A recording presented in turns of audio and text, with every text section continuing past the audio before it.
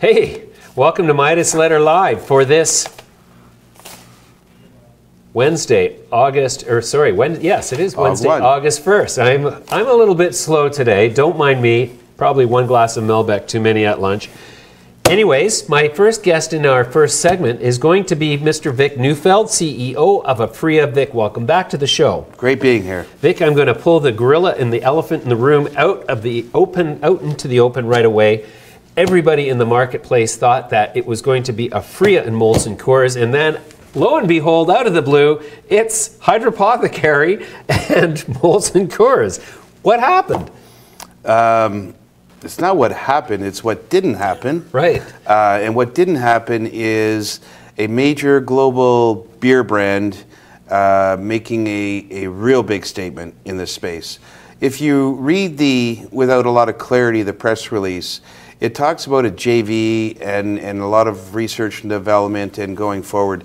There was no equity investment. There was no injection of gray matter into Hydropothecary. Rather, it was their contributions into the JV of trying to create a brand, not a brand per se, but the formulations of a non-alcoholic beer. Mm-hmm. It was not what I think the market expected. Forget the name Hydropothecary. The concept was not as transformational as was thought. But to roll back in time several months ago, yes, the Miller Coors team was absolutely in market, doing interviews, understanding the strengths, probably concluding with their weaknesses of different companies. Where did they want to go? Mm-hmm. They landed on an opportunity, I think, where the terms were correct. But the journey doesn't stop there. Molson Coors, not the Miller Coors, is only one of many. Sure. And let's not restrict ourselves just to the beer. Mm-hmm. Yes, beer is going to be the biggest, quote, loser, if I could say that, as recreational comes. Just look at Colorado, at Washington, Oregon, California. People are going to drink cannabis instead of beer. Non-calorie, the high, the instantaneous. Right. You don't have to drink, 8 beers for me, 12 beers for you, to get to that level. There are, and they're the first losers when it comes to the entertainment dollar. I mean, right. they're solid companies, don't get me wrong. But there are other spaces of beverage that one really needs to understand has greater strengths of market penetration with their own brands. Mm-hmm. Red Bull? Energy drinks, is that what you just said? Yeah. Energy drinks, absolutely. But does Pepsi or Coke really want to jump into this space? I'm going to suggest no. Right. But so that would be the Gatorades of the world. But the energy drinks, absolutely. Juices, just look at juices in total.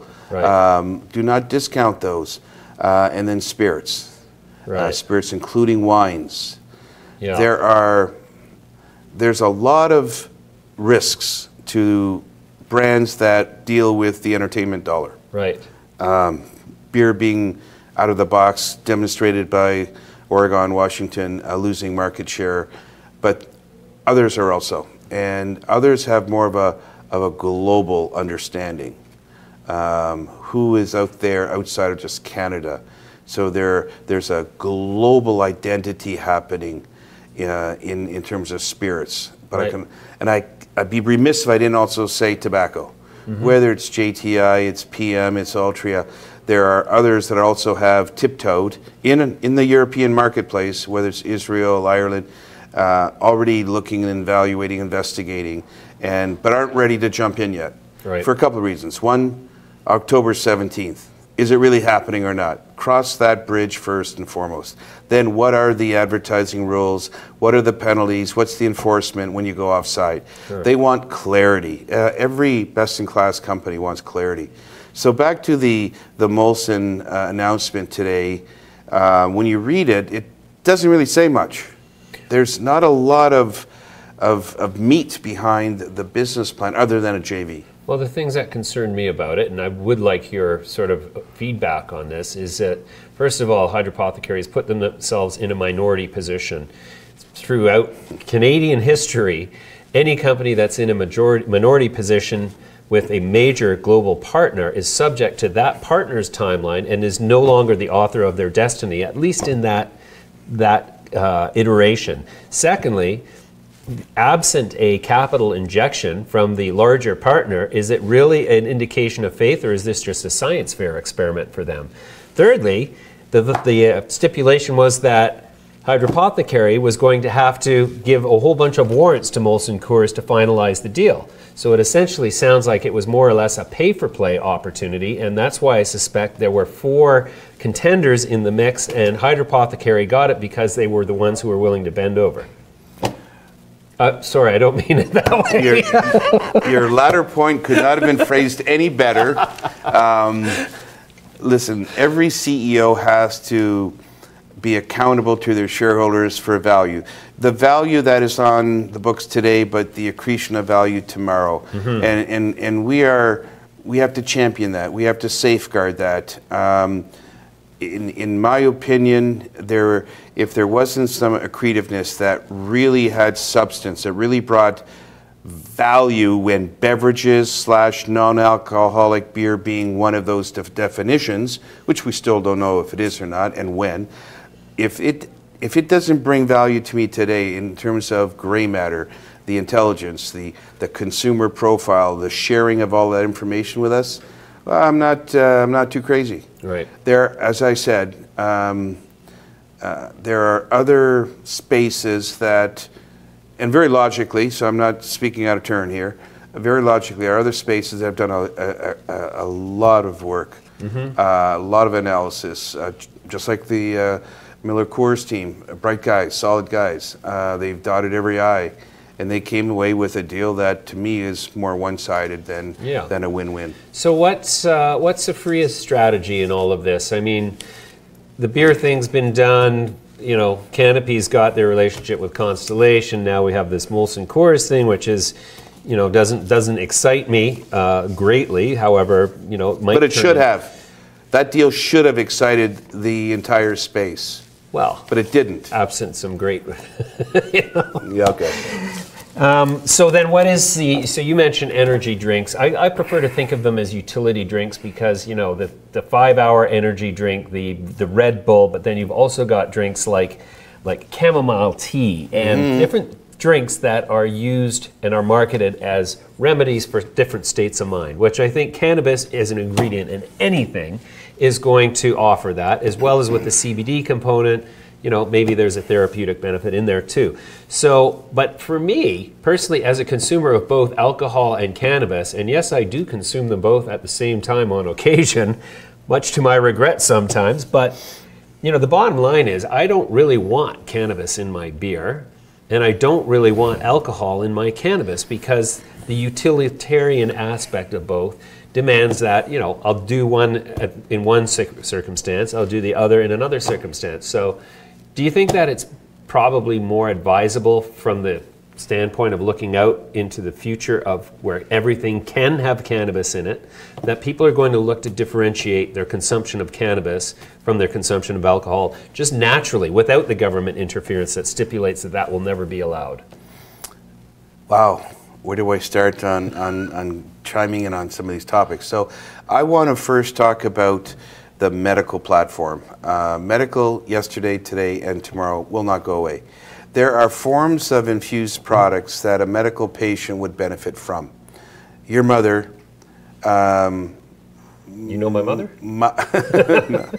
She's calling me right now. From minor to mild, moderate arthritis. What better, and she's a tea drinker. David's Tea, for example. What better branding than a tea bag that has and resonates with trust in a consumer, your mother. Where in her morning tea, she's got the equivalency of whatever CBD is necessary to combat some of the pain of her mild to moderate arthritis. Or at night, the tea drinker, coffee, K-cup, Keurig, whatever, that has an element of THC and CBD for sleep disorder.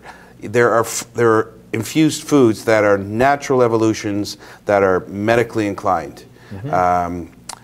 From gums to mints, cough drops, suckers, lozenges. There's a whole bevy of opportunities, but the government has to get there, right? And it's going to take time. So back to the October 17th, we know it's dried flower, pre-rolls, oils, topical sprays, but no vape pens. Right. And then after that, right now there's conversation, but nothing definitive on certain infused foods. And then I'm going to say beverages. So beverages are out there. Yep. And again, this deal it takes time to really do the R&D. I mean, you need to make sure that there's no separation, there's proper dissolution, dispersion. Everything revolved around the safety efficacy of a beverage. Water soluble needs to be part of the oil extraction output. There's a lot of technology of equipment necessary. Again, that's our center of excellence. This is all leading toward that. Where Hydropothecary sits is irrelevant to me. What's important to me is there are various forms of infused foods / beverages that need to come to the table. The first are vape pens. If you want to grab most of this, 15% of this underground economy are vape pen users.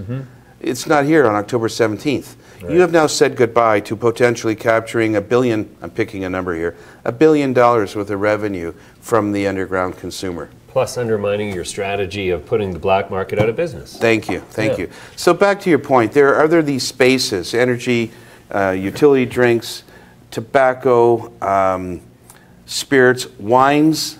I mean, there are some women perhaps, calorie-wise, you know, the whole Weight Watcher thing, that maybe their red wine, their Cab Sav, that is full of obviously sugars. It's a look-alike. It's probably artificial flavors too, right. And it's injected with a certain level of cannabinoids. I won't even talk about CBD and THC levels. Right. It's going to be there, but is it really going to capture the lion's share? Yeah. No one really knows. People are throwing out anecdotal examples, estimates that, well, look at what's happening in Colorado, Oregon, and Washington. I mean, one craft grower of beer out there is down 8% in volume already. One could also argue that people are just not wanting to drink beer. They've moved on to something else. Right. Have they looked at, have wine sales gone up? The entertainment dollar is this big. It's a matter of how much is cannabis, in total, the cannabis world, going to suck up and leave the other entertainment dollars to beer, wine, and spirits. It's an unknown. But I can tell you with a high degree of certainty, many other global leaders have done their own investigation for a long time. This is not like last month. This has been a year to 2 years in the making, trying to put position papers together, getting their committee, their board, eventually their chair CEOs on board with, do we or don't we? Yeah, what's it in for our brand image? You know, is it good corporate conduct? There's a whole bevy of hurdles and metrics they got to pass. Cool. All right, Vic, let's leave it there for now. We'll come back to you in due course and pick up the conversation. Stay with us when we come back after this next interview. Special Ed will be joining me for some technical analysis, and we'll be looking at the cannabis market action for the day.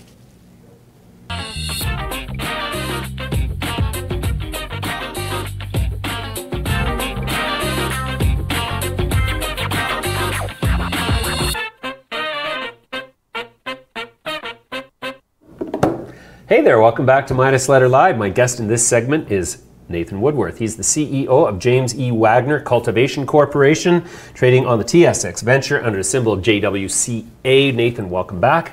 Hi, James. Thanks for having me. Nathan, on July 26th, you entered into a collaboration agreement with Conestoga College in Kitchener. Could you elaborate on exactly what is the significance of that for your shareholders? Sure. Well, Conestoga College is a really terrific technology school. They've got a lot of innovation going on there, and of course at JWC we're very big on innovation as well. So what we're doing is getting together to look at some feasibility studies first to determine what types of technologies we will be collaborating on developing. And in just a couple of short months, we're hoping to launch into the first of those major projects. One of the projects on the table, which I'm very excited about, is the implementation of autonomous robotics in our facilities. There are a lot of tasks which happen on a regular basis which can be fully automated using artificial intelligence and other control mechanisms, which we've been working on developing. And with the help of Conestoga College, we hope that that will become a reality in the near future. This is going to help us drive down our cost of production. It's going to help us streamline and regularize that process in order to deliver the maximum quality at the minimum cost. And the target cost is obviously well below a dollar a gram, we were saying before the segment started. What is it that needs to happen to bring JWC's production cost below a dollar a gram? I think with any new business, there's always a period where your non-scaling costs are going to impact the cost of production. And that's something that's a reality for us right now. As we implement into our second facility, management fully expects that by the time we're completed, our costs will be below a dollar. I am working on designs of a brand new facility, which at some point in the future we will undertake, which removes us from dependence on the grid. And of course, our aeroponic production system means that we use, at its maturity, less than 5% of the amount of water that most comparable production facilities use. So in a facility like the one we're contemplating, we fully believe the cost of producing cannabis can be below 50 cents a gram. But at JWC2, our second major facility there, we expect to be below a dollar a gram.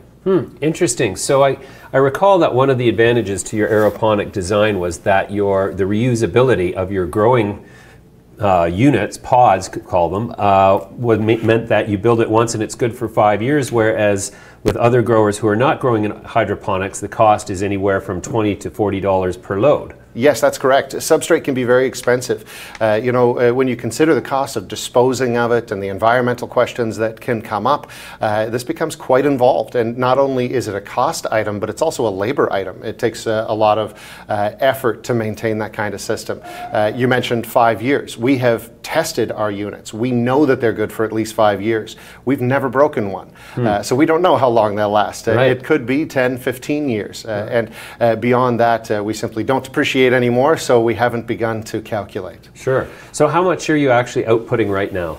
Well, at our initial facility, we have 5 flowering rooms, and we are outputting, in the last month, I think we did about 50 kilos. Now, we have to sort of slow down because our vault is getting too full, and we're arranging for the distribution of product in the coming months.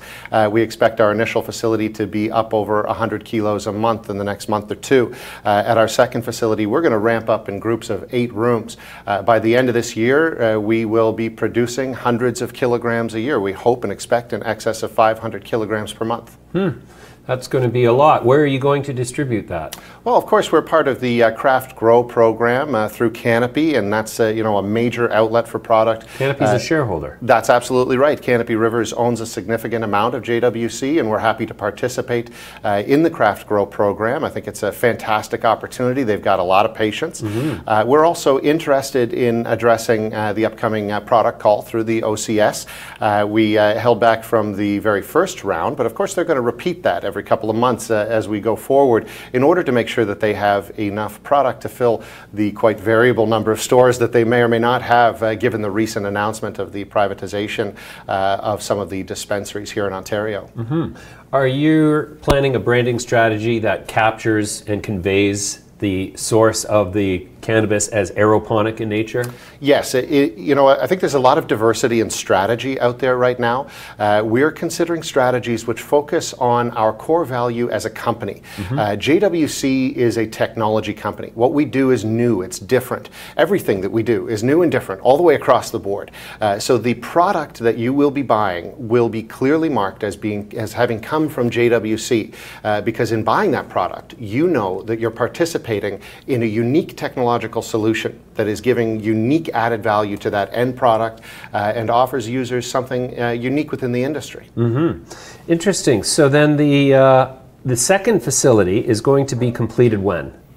Well, that is an excellent question. We have a smooth path to scale. We don't need to complete that facility to be profitable. We don't need to complete that facility to generate revenue through production. Within the next couple of months, we will be ready to begin growing. We began building just a couple of weeks ago, rather, I apologize.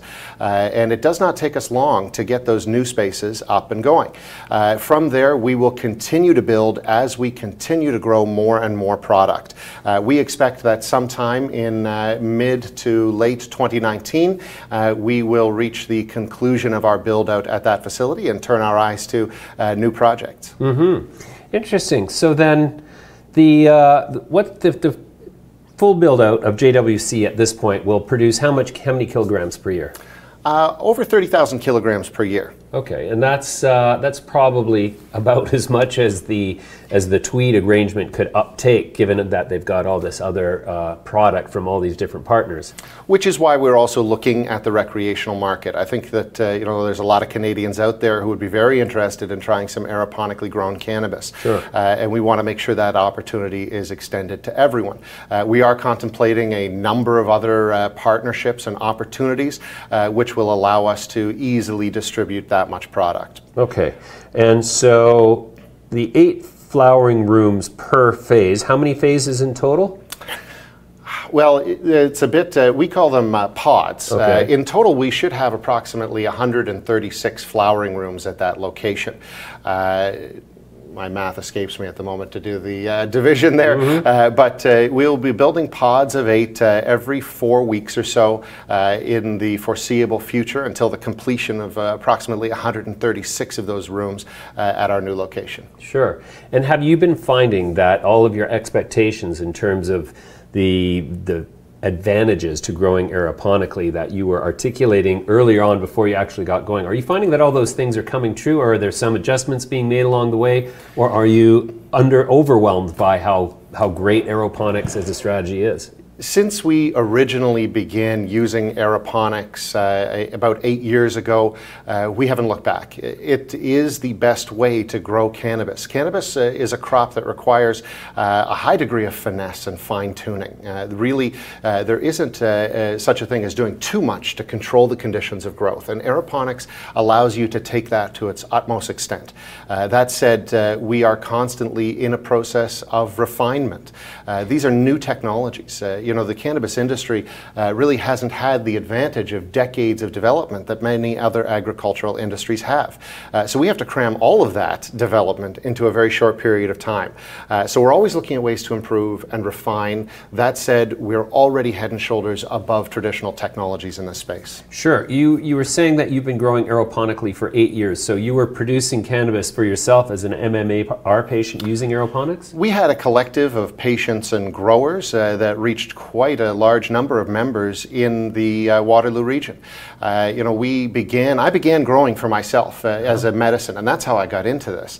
But we quickly expanded because I knew other people in my life who needed medicine, and they were having the same basic problems that I think affect a lot of growers in this space, which is that when you leave so many variables on the board, it's difficult to make sure that you're producing the top quality product again and again, which is where we began to study cannabis. And we used to say that our mantra was repeatability and reproducibility, just like in the lab. And we needed a process that we could repeat every time so that we could reproduce the end product every time. And it wasn't until we got to aeroponics that we finally stumbled on the perfection or near perfection of that equation. I do like to say that perfection is a mirage. We strive for it, we move toward it always, but never achieve it, which is our philosophy at JWC. Sure. You're perfect, I'm perfect, it's perfect. That's great. So now, remind me again, is the aeroponic process that you employ, does that result in an organic product? We believe that it can be used to produce an organic product. However, there is an absence of understanding, I think, in exactly what constitutes organic nutrition for a plant. And it can be difficult to control the nutrition of the plant to the same extent that we do using our main line of nutrients that we employ. We calculate manipulate our nutritional programs down to the 10th decimal place in many cases. And that type of atomic level control is simply not available in the wide variety of organic nutrients. We are looking at collaborations with a couple of different producers of organic nutrients in order to give us that same level of control. But until I can guarantee our patients that they will be experiencing the same degree of quality each and every time they buy product from us or our consumers, it's something that we have not yet begun to do. Interesting. All right, Nathan, we're going to leave it there for now. That's a great update. We'll come back to you in due course, of course, and have another conversation. Thanks for coming in. Thanks very much for having me, James.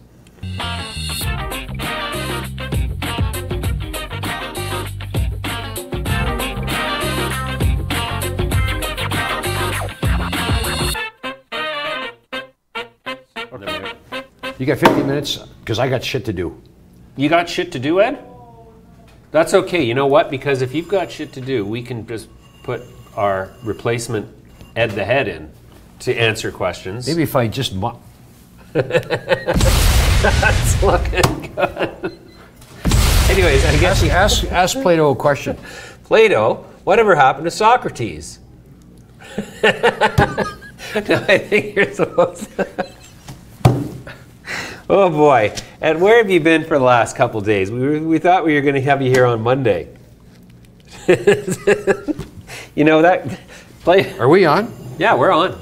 We're going to have to put... I wasn't nibbling in his ear, okay? Yeah, I I'm just don't saying, know. like I wasn't whispering sweet nothings. Sounds like you were. Hey, little pillow talk, look, maybe. He looks like he's got a little stiff. Bring me a... He's got a stiff neck? He looks pretty happy to see. He's got a smile on his face. What were you doing in his ear? Boy, oh Whispering boy. sweet nothings. Ed, this show's been out of control today. Pillow talk. Pillow talk.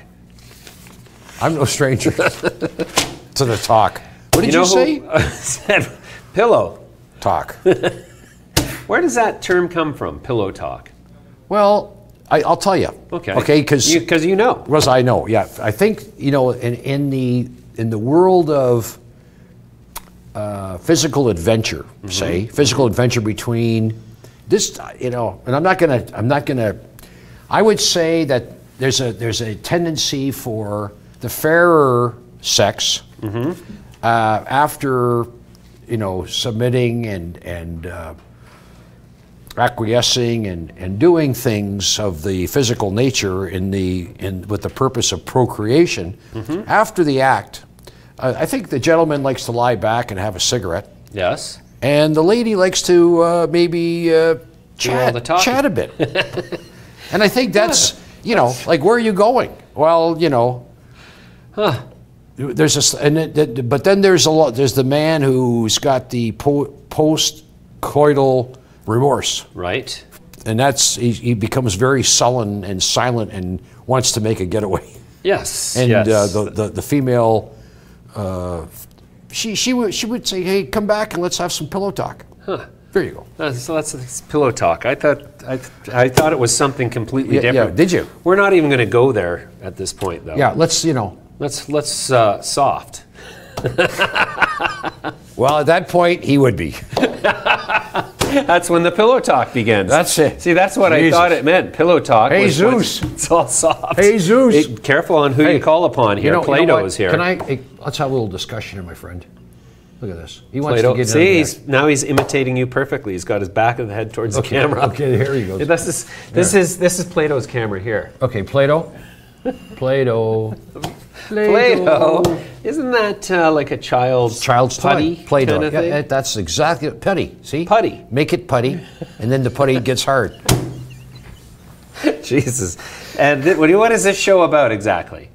It's about life. It's about life. It is about life. It's not that much about the stock market. I ran into our friend Judy Baker about half an hour. Judy Baker? Are we going to see her for a beer later? Well, maybe. But I'm on the wagon. I just want to say. Oh. You know what that means? Yeah, I do. That's where your friends tell you they're not drinking, and you do your best to get up there on the wagon and kick them right off of there. Get kicked right off. And she said, you have to take credit for the fact that we're all on this one-way street. Okay. I like to say it's a river. It's a river. The river's going in one direction, and then one day, when you least expect it, you hear this roar, And you think, what the hell is that noise? But every day it gets louder and louder. And then one day you look and you say, gee, there's a waterfall over there. And over you go. Timber! And that's it. And that's it, baby. Anyway, that's my, you know. So you know what, you can fret and be concerned about all these different things, but you know, at the end of the day, you're going over. You're going over the river, over the waterfall. The river of life. In a boat with no paddle. Or do you have a paddle? You hope there's not a lot of steam down there being created by the Hades, whatever the Hades is. The Hades? Well, I think that's a euphemism for hell. Oh, okay. Hades. That doesn't sound very enticing. Yeah, sounds very warm. No. Hot water. Yeah. Okay. So how are we doing here? I haven't been around for a while. Well, you know, we had a few things happen. You're aging well. Am I? Yeah, you look like about 3 days older. But oh, well, so I'm actually 5 days older. That's correct. So that's pretty good. I'm looking younger than I've aged. Well, at that rate. And so why are you on the wagon? That's what I want to know. Had a bit of a bust up on Sunday night. A bust up? Yeah, a little bust up. What happened? You know, went out and joined some friends, went to this event where David Faraday, the golf announcer, and he's a very amazing storyteller. He spoke to about 700 people at my golf club. Okay. And the gentleman I played golf with Mark Greaves. Mark Greaves is a good friend of mine. Mark said, why don't you join us? And we went to his place for barbecue, and then we went over to the club and watched, or listened to and watched David Faraday. But copious quantities of alcohol. Nobody there was a stranger to the grape, I can assure you. Well, so that I think I got home at 3:30 in the morning. Just saying. Oh, okay. So I thought, you know what? Maybe I should cool it for a bit. Haven't had a drink since. Really?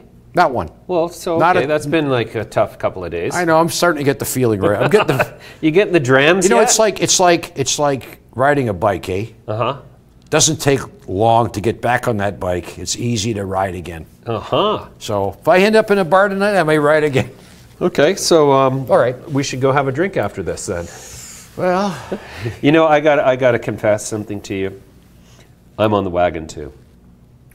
What? Yeah. What? Yeah. We're both on the wagon. Yeah. Let's I had jump a glass off of wine together. at lunch.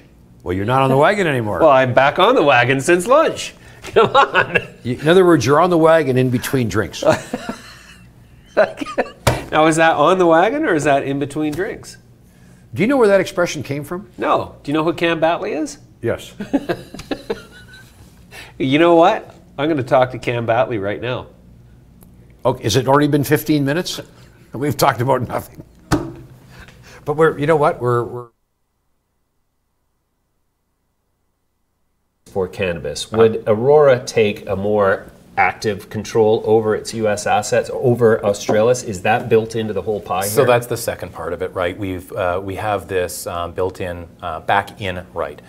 So if at any time in the next 10 years the U.S. federal landscape changes, cannabis is no longer a Schedule I drug, it becomes effectively federally legal on a medical basis to start with, then yes, we are able to come back in through that back-in right and participate with Australis and bring that back into the Aurora family. Okay, and Australis itself will go public at some point in the very near future? On the CSE and within the next few weeks, yes. Wow. Yeah. So, interesting. Yes. And so Australis then is a completely separate company, completely, with access to some of the resources that Aurora has on a completely separated basis. But what's the management team's mandate in pursuing these opportunities that you described? Are there boots on the ground right now in all of the states that are licensed looking at assets? Yes. Yes. And here's the thing. What's interesting about the U.S. market, well, there's lots of interesting things, but one of the interesting things about the U.S. market is that it's not one market. It's a series of different smaller markets, and you've got California with its population bigger than Canada's, and you've got Washington State where there's some very, very cool technology. available. And of course, it's spreading across the U.S. so that you have 30 states with medical, and what is it, 9 states plus District of Columbia with legal consumer. Lots of things happening that are very, very cool that we can see opportunities to leverage in the future, not just in the U.S. but around the world. But it's all separated. They're not operating as one national market. So it's a very, very interesting situation. And you've got to be nimble, you've got to be quick, you've got to have access to the capital, and you have to have very, very good business development people, analysts, and so on to identify those technologies that we consider undervalued, and then bring them in and create something that is a cohesive whole. Sure. What's the background of the management team of Australis in terms of being qualified to hunt down these assets in the U.S. markets? What do you expect me to say? They're a bunch of potheads? No, well, they're a bunch of warriors. Well, I don't want to speak too much for them, because that company very shortly will be speaking for itself. Right. But they're steal their thunder. Yeah, exactly right. And remember, we want them to have their own independent voice and to operate completely independently. So what I'll do is I'll broker that and get Scott Dowdy to come on, who's the CEO of Australis. And then you can have that conversation directly, and I think you'll find it quite interesting. Sure. Okay. One of the viewers' questions, and I'm going to bring this one up because it's got a bit of comedy to it, because the question is, what will Aurora's next acquisition be? All right. If you could. So come on, we can't play those games. Well, I just thought it was cute because obviously, if you were able to say, then he would already know. So that's kind of an interesting thing. So just to be clear, and I don't want to insult your viewer. We're joking around a little bit, but we have to follow rules of proper disclosure. Sure. And also, more than that, there is an awful lot in this sector, a lot of rumor mongering. Sometimes there are actual leaks, whether the information is good or bad or otherwise. And you and I have spoken about this before. We've seen actual retail shareholders get hurt by trading on rumors. Right. And I've spoken to a number of them. So I do want to be cautious about getting that stuff out there. As soon as stuff is fully baked and ready to go, we announce it. Right. Some of the interesting value catalysts that have occurred in the market as recently as today sort of have implications for Aurora from where I sit, just because you're not in that space yet. And I'm making reference to the Molson Coors deal with Hydropothecary announced today, whereby Molson Coors, congratulations to Hydropothecary. A great accomplishment on their part. Sébastien St. Louis, the CEO, I like him a lot, and they're doing really good work over there. They are. But that begs the question, what is Aurora's game plan for the hugely, potentially massive beverage industry? Can I tell you how much I love the future of the cannabis-infused beverage business? Okay. I love it for a lot of reasons. Right. If I were to identify two segments of the market that I'm really excited about, it's cannabis-infused beverages and vape pens. Right. Neither of which we are permitted under Health Canada regulations to sell today, but we can develop the products. So the nice thing is we have now 3 dealer licenses at 3 different locations, at Aurora Mountain, at Canamed, and at Anandia Labs, which is our testing lab and deep cannabis science company, which is very, very cool. And we'll be talking more about them in the coming weeks. And that allows us to develop all the products that we want to, all our dream list of products. And more than that, we've got an amazing new product development team under Dr. Shane Morris, who actually came over to us from Hydropothecary not long ago. And so he has put together a very, very aggressive new product development timeline for us to have new products that are acceptable under the current Health Canada regulations, and products that we will be able to sell in the future once concentrates and edibles, etc., are permitted. But to circle back to the cannabis-infused beverages, you can imagine we have a very, very ambitious strategy in that market. I like that for a number of reasons, and I'll tell you why. I strongly believe that the global cannabis sector will be larger than the global brewing sector, potentially significantly larger, for essentially 3 reasons. 1, there's no such thing as medical beer. Right. 2, it's the well, arguably. On Friday afternoon, I think we can probably argue that there is such a thing. But in addition to that, it's the multitude of delivery mechanisms for cannabis, right? And if you think about it, it can be inhaled for rapid onset of action and short duration of action. It can be used sublingually, right? We're developing that technology, so something that looks like a Listerine breast strip goes under the tongue and has rapid onset of action. You can use it, you can ingest it, and you can have it in a beverage, you can have it in a vape pen. It's great. There's so many ways to deliver it. Plus, and maybe this is the biggest consideration, why I think it's going to be bigger than brewing globally. It's the diversity of experiences available, of consumer experiences. Now, if you think about it, with alcohol, whether you have beer, wine, or a shot of liquor, the same neurological effect is in play, right? Alcohol is a central nervous system depressant, so it has disinhibiting and certain other effects that can be considered pleasant in moderation. But it's always the same effect. Whereas with cannabis, you can have a whole range of different experiences, from uplifting and social, if you want to get together with friends and have a few laughs, to more focused. Let's say you want to stay home and binge watch Walking Dead, or if you want to have an intimate evening with your partner. A whole range of experiences is possible based on the combination of cannabinoids, the active pharmaceutical ingredients, and the terpenes, which are the aromatic compounds which give each strain its distinctive smell and taste. These things are believed to work together in what's known as the entourage effect, the cannabinoids and the terpenes. Right. So that range of experiences suggests to me that in each of these segments, add them all up with, I think, a lot of emphasis on cannabis-infused beverages. I think it's going to be severely disruptive to traditional brewing. And that's why Molson Coors and other brewers and distillers are getting into the cannabis sector, because they can see what's happening in states such as Colorado already, where alcohol sales are coming down. There's a substitution effect in play, and people are choosing cannabis over alcohol.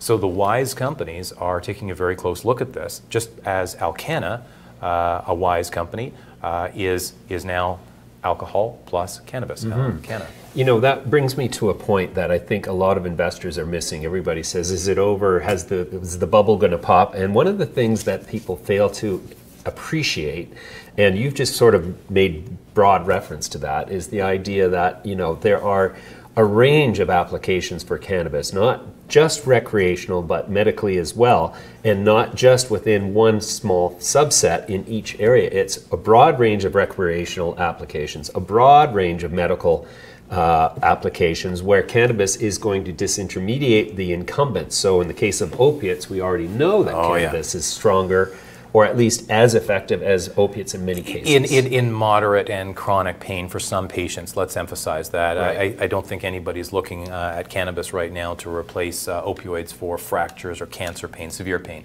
But you're absolutely right. Because have you tried shatter? Because that's all I can say. That'll replace an opiate. Fair enough.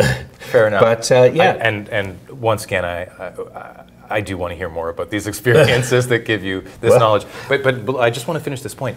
You're right, because there's the pharmaceutical play, right? There's the pharmaceutical play and the march toward intellectual property, which is why we acquired Anandia, which is why we are so heavily into the science. And we've got a very, very science-heavy company now through the assets that we've acquired, Anandia, Canamed, MedRelief, and our own science, existing science at Aurora. So there's that pharmaceutical play. There's the veterinary play. There are the cosmetic plays. So we also have partnered with a cosmetics company, and we're looking at developing cannabis based cosmetics and beauty products as well.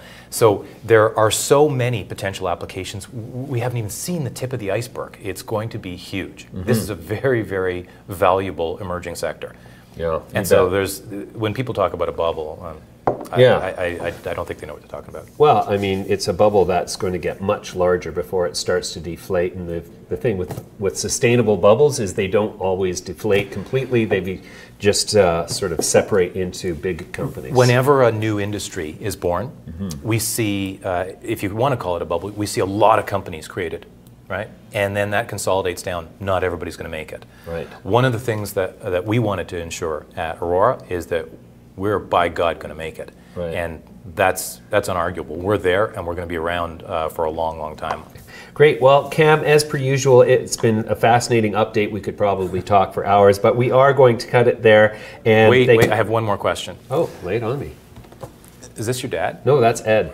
Special Ed, who's not here today, so we had him cast in alabaster so I could talk to an inanimate object and pretend I was talking. I understand. I was really quite puzzled as to why we had Play-Doh sitting there on the table, but you've explained that adequately. Oh, and my father's head was quite a bit bigger. Anyways, Cam, we're going to wrap it there. Thanks very much for coming in today. My pleasure.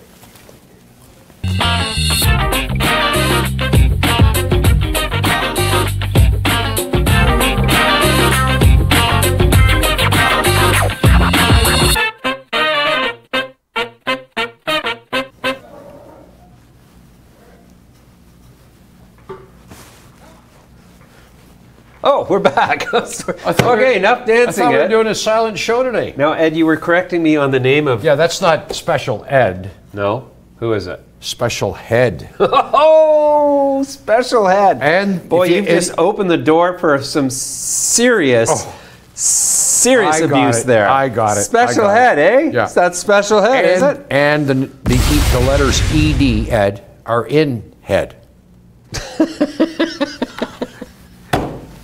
Okay. And in fact, I'll go one further. I have friends in Montreal, and we have a little conversation, and their English isn't. That's good. Well, they say, "Hey, Head. Hey. How are you, Head?" Oh, be careful. We're going to open ourselves up for world pain. Listen, I have no judgment. I'm just trying to call a spade a spade. Oh, where does that expression come from? Do you have any idea? You don't. No, You don't know. I don't know. I don't know.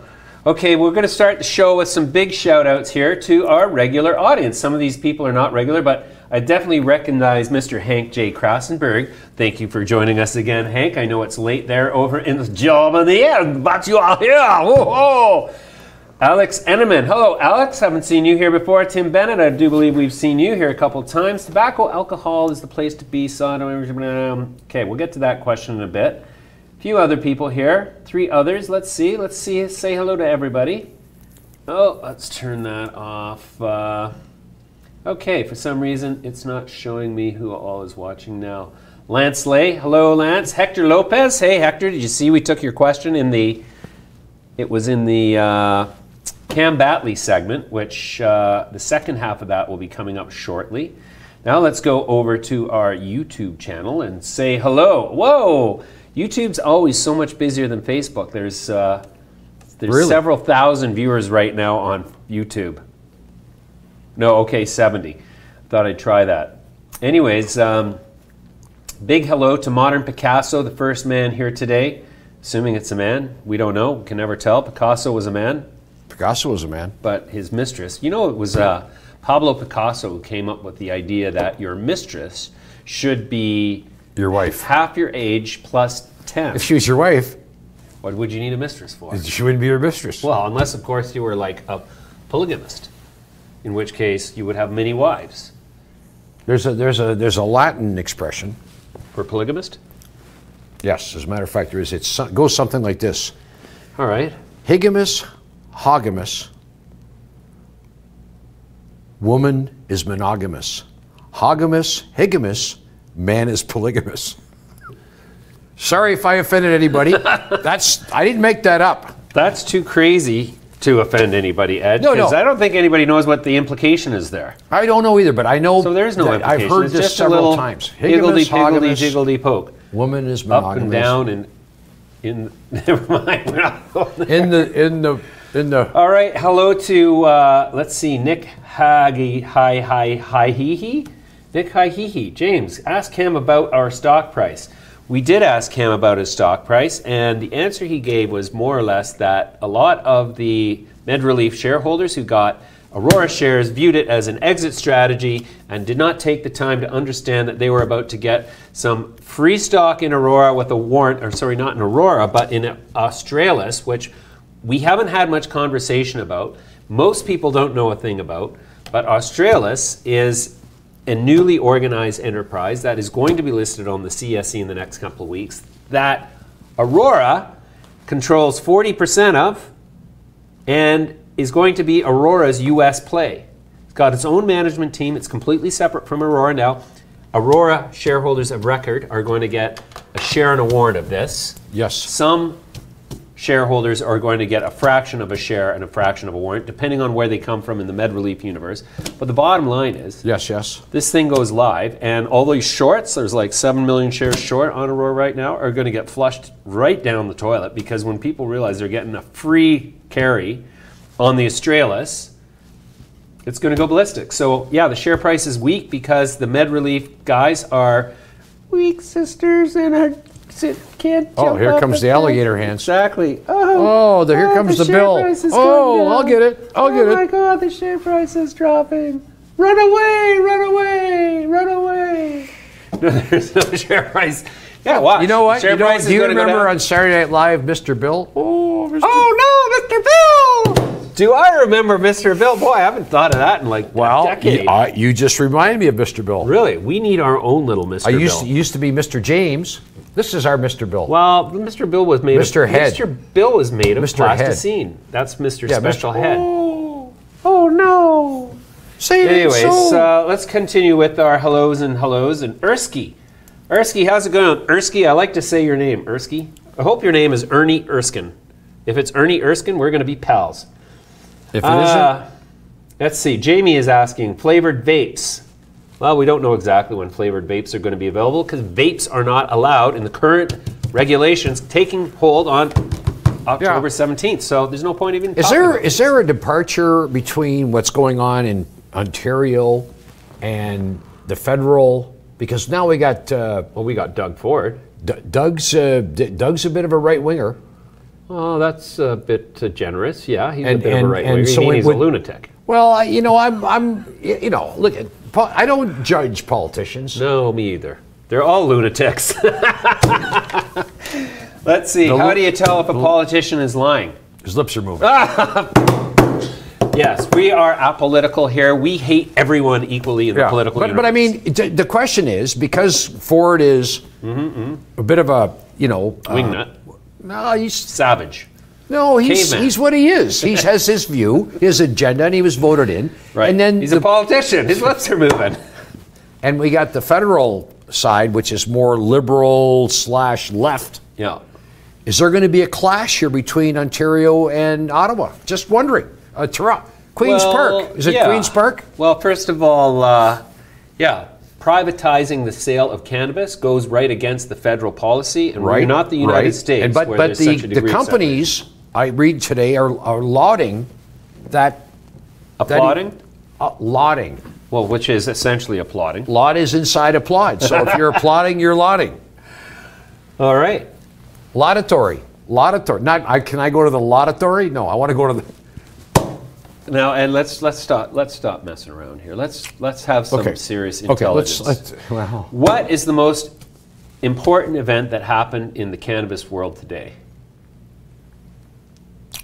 Probably merger or some event with Hydropothecary and Molson Coors? Come on. Say is that what you're going to say? I had no idea. Really? Yeah. Did you have an idea? Oh, yeah. You had a little. Actually- you had an inkling. Well, I had more than an inkling. I got the press release. Now, did they change their? Did they go in a different direction? No. What happened was there was an announcement today that Molson Coors and Hydropothecary Corp are going to establish a new company. Molson Coors is going to own 57.5% of that company, and Hydropothecary is going to own the rest. Hydropothecary has to give Molson Coors some warrants to buy Hydropothecary shares to cement the deal. How do you remember all this? Is I there, read the is press there release. a prompter? No, we had talked about it 5 Why times don't I today have with a different- prompter? Well, I'm not saying you do. I'm not saying you do. I'm saying why don't I have one? We could get you one, but then we'd have to hire a writer to write into it. And see, this is the thing. This is what makes this. This is why we call it Midas You know Letter what? RAW. You know what? There's nobody writing. What about this? What about if I just Special head. special head and special ed together again?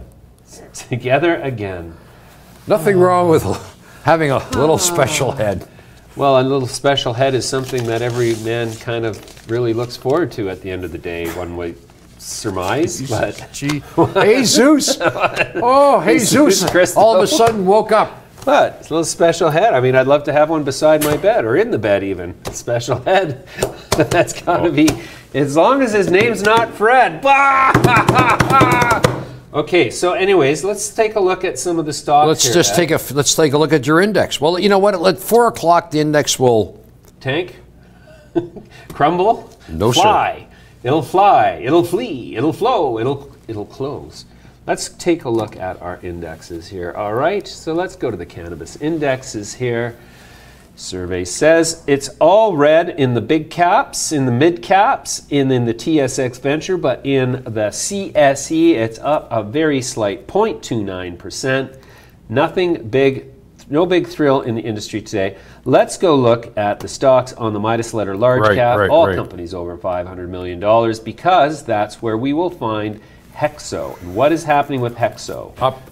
Up smartly. Up 13.5%. Wow. 13.5%. Now, some might complain that that is not much of a bump considering an announcement with Canada's largest brewing conglomerate. To which I'm going to say, in defense of HEXO's share price, if you recall, when Constellation Brands bought 10% of Canopy, the first thing the stock did was drop for the week after, before it took off in the other direction. This is not Molson Coors buying Hydropothecary. No. This is them doing a joint venture, and it's early days, and it's going to take some time for that to filter through to the somewhat jaded mindset of investors everywhere. Everywhere. Anyways, so just put up that chart of HEXO. HEXO, yeah. All right, let's take a look at that chart. So there's the day's action. Wow. Spiked up to 525. That's where I backed up the truck and loaded up. I paid the high price of the day. So am I bitter? No, not much. I'm just kidding. But you know, it'd have been nice to buy it yesterday. Yeah, well, to Sebastian and team's credit, they did not blab. There was no anomalous big lift in the share price the day before the announcement. So that's kind of hats off to them. They're running a tight ship there. No little fortunes being made ahead of the announcement. No shenanigans, no hanky-panky. No hanky-panky. No hanky-panky. Is that that's on the TSX, isn't it? That's on the TSX. Yeah, they're like, what's the market cap of this company? It's up there, isn't it? It's billions. You're going to ask me the tough questions. It's the big boy. Well, it's above 500 million if it's on this. Oh, that's just interesting. Let's go back to the chart here. Take a quick look, and Hydropothecary's got $953 million worth. So, wow. Today. So just under $1 billion, which that's the market. Okay, yeah. And up quite nicely. This one is acting. This one looks like people are looking at what's going on. I mean, it's within striking range of its all-time high. Yeah. Well, and you can't say that about a lot of them. Well, I mean, the catalyst of getting an investment from Molson. Well, it's not an investment yet. Molson Coors.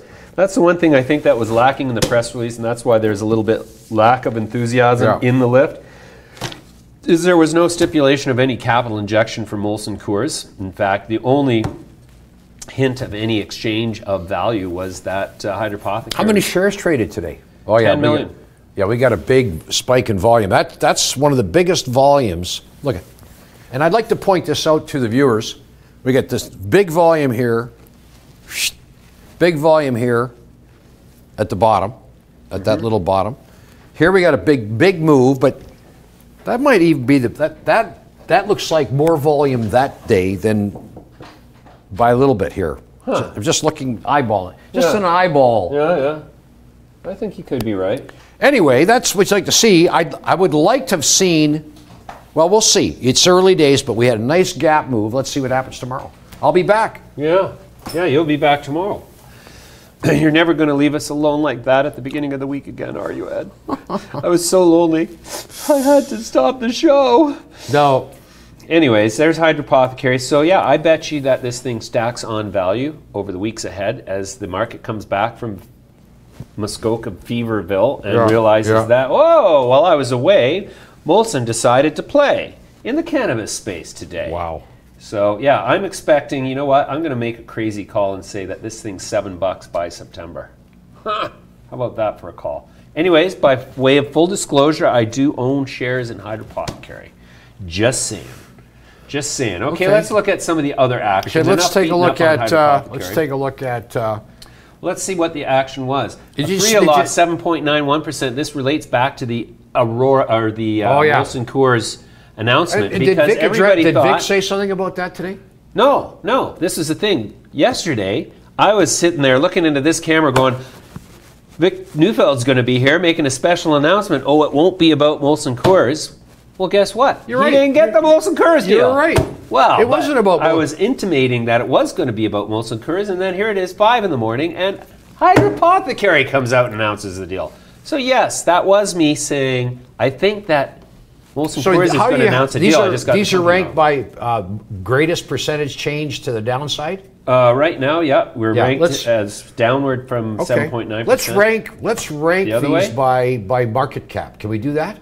Yeah, if we do that, then we just have to go back here and then click on the go to the index page. And the default ranking when you click on the go to index page is by market capitalization. Okay, so market cap, weed canopy. I just want to see where the winners are related to the, like in other words, are the winners in the biggest market caps? And they're not. Well, not today. Not today, but look at it. Yeah. Wow. There's a chart. There's a chart we can put together that will show all of the winners' relative performance from January 20. Can you put up a chart of MedMen? I can put up a chart of MedMen. And I know we're jumping around here, but I noticed something yesterday. It gapped in the morning to the upside, and then immediately fell off. Yeah. There's your MedMen chart. Yeah. See, this candle here is not good. Yeah. Because it opened up, backed off immediately, and closed towards the end. Today a little lower. Yeah, so look at this. Red candles. 1, 2, 3, 4, 5, 6, 7. Yeah, there's probably not much volume in there, eh? Well, I think that stock's pretty tight, isn't it? Well, no, it's not. It's 386 million shares. But those shares are in a very, I think that all that's trading is the shares that were issued. Yeah. So that's why the volume, I think, when those other shares get removed, taken out of escrow or, whatever.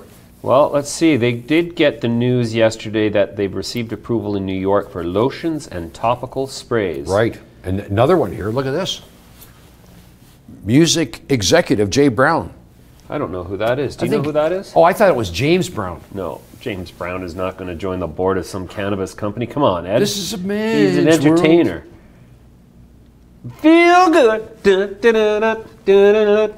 Knew that I would, yeah. Okay, so he's a seasoned entrepreneur, 20 years in the music business. This implies that we're going to see some celebrity participation in in the MedMen side, which I guess that's one of the missing components. I haven't seen a lot of celebrity endorsement on MedMen, have you? Anyways, I think MedMen's, MedMen seems to be holding forth at $4. Let's take a look at ACB maybe, eh?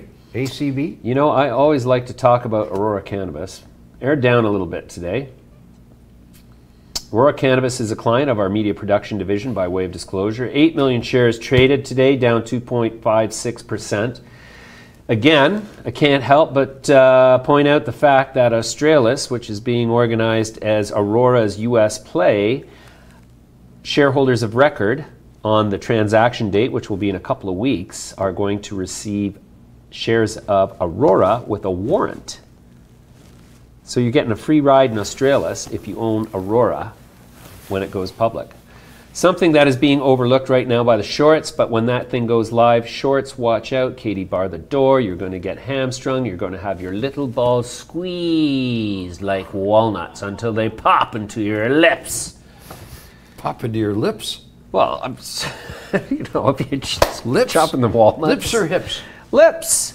Your lips. Remember the movie? Lips. Read my lips. Do you remember the movie with Al Pacino where they were trying to find the serial killer, and Al Pacino was a detective, and the street the serial killer was killing.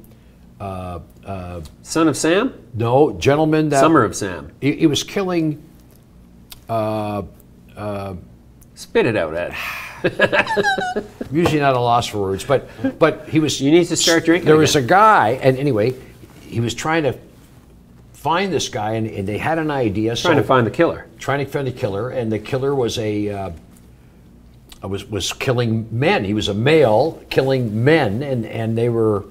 He didn't like men?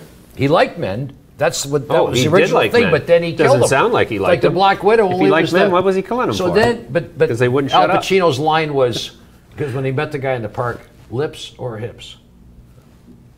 Lips That's in the movie.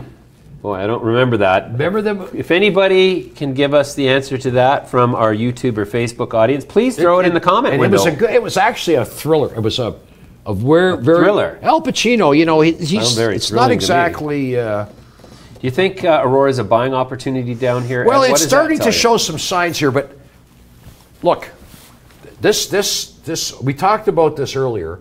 This little line of defense has been breached. So we were lower than here. We're lower than here, I believe. I can't really tell for sure. It just looks like now we could be just crawling around here, and then maybe we make a move up if the whole market turns. See that spike down there? You know how many shares it traded on Friday last week? 79 million. Oh! 79 million shares. So 79, okay, so let's say 80 times $6, $7, 80 is fifth.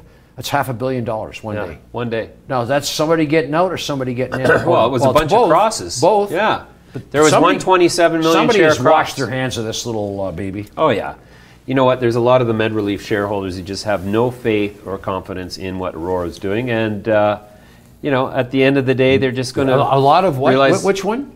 MedRelief. Oh, I thought you said MedMen. No, Just let's MedRelief. clarify. Aurora bought MedRelief. How did they buy it for cash or they buy? 5.35 shares of Aurora for every MedRelief share. So now there's a lot of paper. Well, the MedRelief guys are looking at a win. There's nobody who got in at that price. Everybody got in cheaper. So now they're being asked to buy into the Aurora strategy. And the Aurora strategy is fundamentally different from the MedRelief strategy. Right. And so there's a lot of people who are saying, I'm out, thank you, goodbye. You think the strategy is flawed? Aurora's? Yeah. You know, before I understood what the strategy was, I didn't think there was a strategy. And so I thought the whole approach was flawed. But now, well, they became a client of the media division, and so that induced me to really wrap my head around what the future of Aurora looks like. Right. And I think that there's more to the plan than people are understanding, and nobody has articulated that. I think we should start adding some little ornaments for the. And I thought maybe toys? We should have a crystal ball. Toys. Crystal ball. A crystal ball. You know, I had a crystal ball, Ed. It didn't work. No, but I'm not saying it's going to work. But like once in a while, what good's a crystal ball that doesn't work? In the rare. Who wants a crystal ball that doesn't work? In the rare possibility. Can I get a defective crystal ball, please? I need to make. I want a lying sack of the rare crystal ball. In the rare possibility, yes, that you and I don't know the answer to something, we can consult the crystal ball. I think that might undermine what little credibility we have left, Ed. You know, seriously. Okay, we don't know the answer to that. Instead of out talking to the audience or calling somebody who knows. Let's ask the crystal ball. Well, no, you got to rub the crystal ball. But wouldn't it be great if we could rub it and all of a sudden... Ed, enough of your... Come on, hashtag me too. Quit with the sexual innuendo. All right. This is a clean cannabis show. Okay. Stocks, cannabis, Canada. That's all. All right. None of this rubbing, tucking, special head. Right. You know? I noticed that there was a big move in ISOL. ISOL after they consolidated. Isodiol is actually the correct pronunciation. No, you know I'm just reading the ticker. Yeah, okay. ISOL. That company is Isodiol. And do you know what they do for a living? Oh, Isodiol. Okay. So look at this, the name of this company. Tell me how you think this should be pronounced. I mean, you know how they want you to pronounce it, because that's what they told me is Isodiol. I don't think it's Isodiol. No, it is. Because I used to say Isodiol. Isodiol. Didn't Phil Collins do a song, Susu Studio? Yes, but that's not this company. Okay, you sure? Maybe Yes, phone I'm call. positive. Okay, so let's look at this, okay? So here we had a big move yesterday. I want to bring this out, but this stock was hard to believe was over $20 here in November. Now, yeah, in November, you're right. yeah, okay, just maybe It popped. Here's your to Christmas $20. present, ladies and gentlemen. And it had a bet. Remember the long wick? Yeah. There's the long wick, which is a little flashing SOS red light. Uh-huh. And then backed off, failed, grinding lower. But look, it's now $3.46, and it hit 21. Now that is impairment. I'm telling you. Holy It's a buy? smokes! I don't. I think there's better buys out there, and I'm just looking at the charts. Okay, they halted their stock yesterday for news that says that, boy, I hate these long preambles. The global is proud to announce, look at that, you're almost half a paragraph in before you get to what the news release is about, is proud to announce it has been included as a show segment in the national PBS series American Health Journal Innovations in Medicine. Boy, PBS is really ahead of the curve there, aren't they? Whoa, look, there's cannabis in medicine now. Oh, let's do a show. Boy, oh boy. Yeah, you know what? Over the years, I've read so many press releases. I like to look at how a stock reacts. So Yeah. if we can go back to the chart, I want to just make another point here. All right. Yesterday, something was when did they make this announcement? Yesterday or today? Yesterday. So the stock, put up that candle chart again, please. I don't know how I got to the line, but there it is. There it is, candle. Okay, so I'd like you know what, because it's so far away from there. But look at the wick again, and then a down day. We got to watch this one here, folks. If this line here gets breached, it could go lower, which is hard to believe considering it's already dropped to 1/7 or about 1/6 of. It's now 16% of what it was. 16%. So this is that's not run really like fair to hell say. or a buy like hell. My experience, and I've been doing this sort of chart stuff for a long time, and I've always tried to pick bottoms. Don't pick bottoms. Pick your nose first. Don't pick bottoms. Really?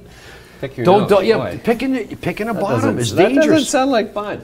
No. Yeah, picking a It's bottom okay is to no pick good. your friends. It's okay to pick your nose, but don't pick your friend's nose. Yeah. I haven't heard a knock on the door lately. Maybe they're sleeping. Well, I'm expecting a knock on the door to, yes? Vic Neufeld? Yeah. That's not a knock. Well, you didn't see it, but we were just having a conversation with the control room, and we're going to resume our conversation with Mr. Vic Neufeld from Aphria right now.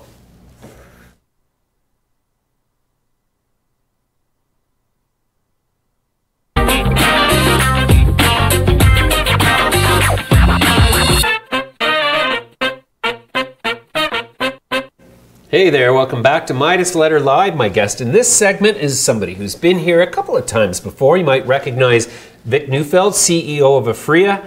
Vic, thanks for joining me again today. And thanks for having me again. Thank you. Hey Vic, you came out with by all accounts, a fantastic quarter. Why don't you give me the bright lights? Well, in our definition, it was a healthy quarter.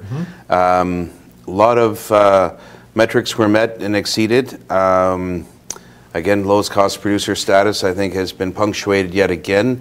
Cash cost actually went down a penny. It's really attributable to who we are growing in a greenhouse and our growers.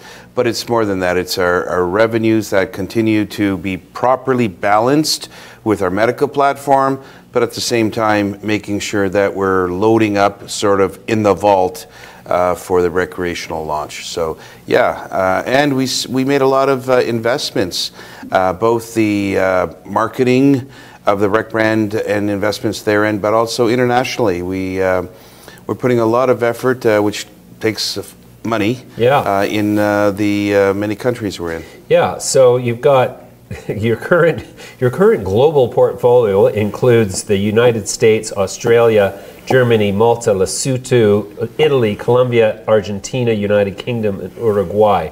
I think the U.S. is mistakenly here because you're not actually in the U.S. as Aphria, correct? Correct. Yeah. So that's that. But you're really everywhere. Which of these jurisdictions excites you most about the future? About the future? Yeah. Wow, I've never had that question before. I like them all. I've never asked it before. There's some viewers who are probably going to say Jamaica, say Jamaica. Right. I think there's a couple that are of even importance to us. Germany, now that they have announced the relaunch of their tendering process, and our German team that we inherited from the Nuvera acquisition together with my team here at Aphria, are marching forward to re-engineer and fine-tune and really make sure that we hit it out of the park. Germany, the country, the population, the amount of chronic ailments that have been approved, and again, socialized medicine there. Sure. It's a very, very important market. How many patients in Germany right now, totally, in the whole system? Oh, I think maybe 5,000. It's still low. Still, very low. Oh, okay. Very So all low. the upsides yet in the future. On Absolutely. That. Okay. Yeah. Interesting. The other country, though, and I kind of want to not correct you because I hate correcting a moderator, but the U.S., we still have the ownership of Liberty in escrow, which is subject to different vend-out programs going forward as they get released. But the U.S. market is of great excitement. That's why we as an Aphria continue to support Liberty in certain aspects where we can in full compliancy of the TSX undertakings we gave them. The CBD hemp farm bill being moved with bipartisan support into the White House by the fall of this year is what we think is just the beginning of what's going to be happening. And once that goes from Schedule 1 to Schedule 2, CBD, that is, from hemp, it's the beginning of the transition. Could take 2, 3, 4 years to finally get to where Canada is. I'm not even looking that far. Just give me medical across the federal boundaries. Yeah. It's huge. It's huge, and it just punctuates the reason why we even began the journey with the state of Florida. Very cool. What about Brazil and Colombia and all of Latin America? I mean, what is it? 540 million people in that area. If you do the percentages, that implies easy low-hanging fruit. 5.4 million cannabis users on the medical side. So, I mean, that's got to be cause for excitement. So we began our journey of understanding LATAM with Argentina, and it was over a year ago that I personally made my first of 2 trips there, and very important to understand where is the Ministry of Health, where's their head at, where's the population going in terms of, in this case for Argentina, epileptic seizure control, and what evolves, whether chronic ailments, pain management, et cetera, going forward. And establishing the credentials, establishing relationships, understanding and presenting the Aphria story to them, the quality, the GMPs, etc. And so we got really, really excited with Argentina. From my Jameson days, I know it takes 1 to 2 years of preceding activities and minor investments before the government's ready to act. Well, they're acting now. So their order to us is already with Health Canada, this infamous wait 45 days. Therein lies the beginning of some really, really good EBITDA positive, significant, turning into material business opportunity, Argentina. Colombia. Colombia today, CBD is now like an OTC product. And if you wanted to do a THC, there's a special license, which Colcana, Scythian, but after the closing will be Aphria, just got that final license. So we have all 3 licenses now in Colombia. That allows THC through doctor scripting. It's 50 million people. One could talk about the poverty levels, the GDPs, minor inflation, the growth of 2.5%. I mean, it's not that it's a country that is going down the tubes, and it's not a China with 12% growth. But in between, it's a country that really is central to the health Department of Health regulations, because as Colombia goes, so will other countries, namely Brazil. And Brazil is really the home run. They have moved well, maybe 90 degrees in just the last month. Really? The last month they have moved and now talked about the importation of CBD oils, again being our Redu oil that's being sold into Argentina, out of the box into Colombia, and hopefully Brazil, and we make an application there. So this whole acquisition we made for, and just to be clear, Aphria Value paid $160 million for 3 countries, Argentina, Colombia, Jamaica, and a ROFR for Brazil. To put that in perspective, 3 countries plus the ROFR, there was one company that went public 2 months ago with a 300 million market cap for one country called Colombia. Another LP last month made an acquisition for 150 million US for one country called Colombia. I bought for $160 million, 3 countries plus a ROFR on what really is the gem of South America called Brazil. So I rest my case when there's any investors that think I've overpaid or am in doing something that is not in proper carekeeping of Aphria assets. I beg to differ. Right. Okay, interesting. Now, coming back to Canada, you included the information that you're on track to be producing 255,000 kilograms by January 2019. That's astounding. That's a tremendous amount of kilograms. Let me ask you, what do you think your average price per kilogram is going to be? This is post-recreational onset in Canada, but what's the average price per kilogram that you're going to sort of target and say, I think that's what we're going to get? You want me to give forward guidance here, James. Darn! Okay. You caught me. No, but I'll give you high level. But I just want to add the clarity to your viewers. It is our firm belief and expectation, sometime end of September to mid of October, we will have completed the construction of Part 4 of Part 5 at Aphria 1 and the retrofit of Aphria Diamond. We have given ourselves 2 months for Health Canada come in on-site inspection. If we err in some timing, it's Health Canada, we've given 2 months. We say 2 months because prior to that, we are then going to start loading up on cuttings and veg plants so that when we get the approval, we can now drop plants in that are in flowering, which is now only 8 weeks further. Therefore, on all that timing, it's expected, if these dominoes fall the way I just described, that by January, end of January of 2019, we will start the harvest, saleable harvest products out of the expansion areas. But it's a ramp up. Okay. So to hit the number that you quantified will be May or June of 2019. Oh, okay. So every month we're going to be adding, I'm just going to pick another 4,000 keys a month, another 4,000, et cetera.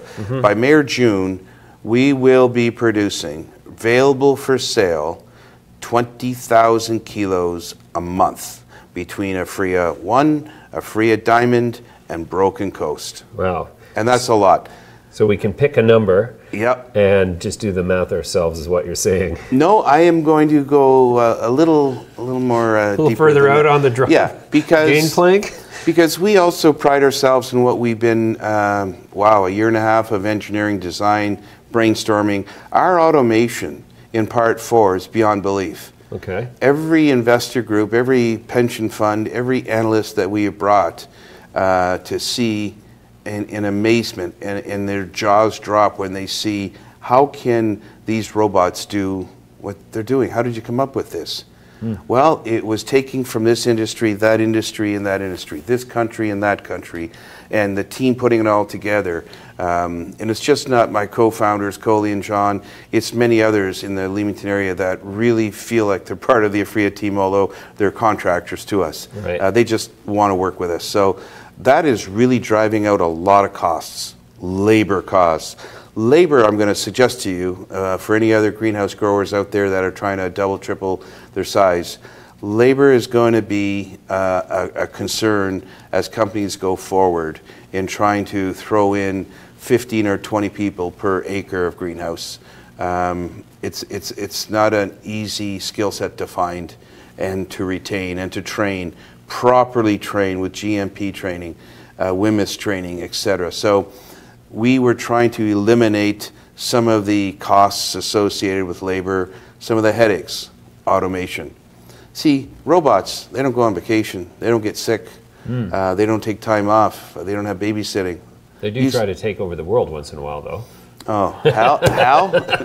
Hal or Terminator, you take your pick. No, my point is this. The quarter we just finished, we had 95-cent cash cost, $1.60 all in. The $1.60, there was a lot of unabsorbed overhead. When you transition, as we are, from Part 2 to Part 3 completions, now Part 4 and Part 5, you've got a lot of, not a redundancy, you have to hire in far in advance of actual cultivation and harvesting. So that was the little blip increase in cost of goods sold.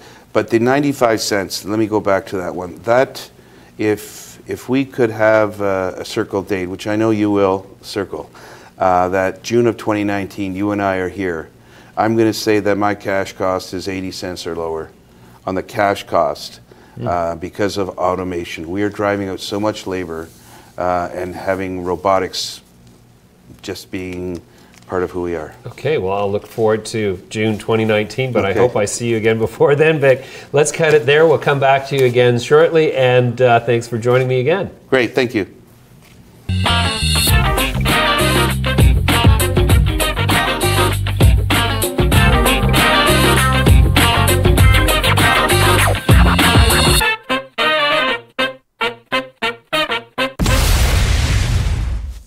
That's it, Ed. Out you go. Okay, I'm leaving. Darn, Ed. I'm not coming back till tomorrow. Get out, Ed. I'm outta here. Get out. I'm outta here. Go. Go. outta here. Don't that. That's it. I hate you. You're buying the drinks. I'm buying the. Anyways, that's it. Ed's out of here. And yeah, that was. What do you think, Vic Neufeld's boy? He's got a lot going on for Aphria. Certainly, Cam Battley is keeping the hope alive in Aurora, and I do believe that. I appreciate the one viewer who put up the actual deal that the Canadian shareholders get the free shares and the U.S. shareholders get no shares.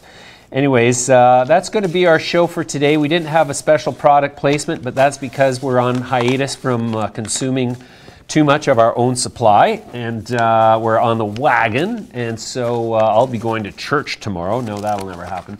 Anyways, the bottom line here is, if you enjoyed our show, tell your friends, but don't subscribe. Like, really, just don't. I don't care. Like, don't subscribe. Do not subscribe. Do not. Thank you for watching.